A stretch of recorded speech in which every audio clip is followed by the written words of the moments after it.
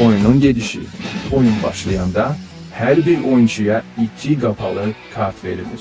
İlk 2 oyuncu mecbur olurlar.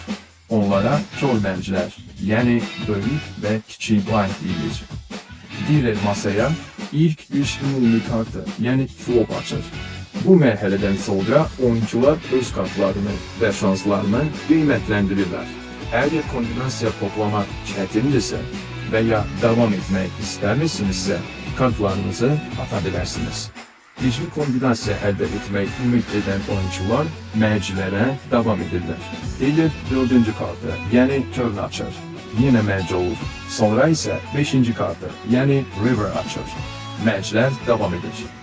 Mercler yekunlaştıktan sonra oyuncular kartlarını gösterir ve kombinasyalarının gücünü mukayese ederler. Bankı en güçlü kombinasya toplayan oyuncu kazanır.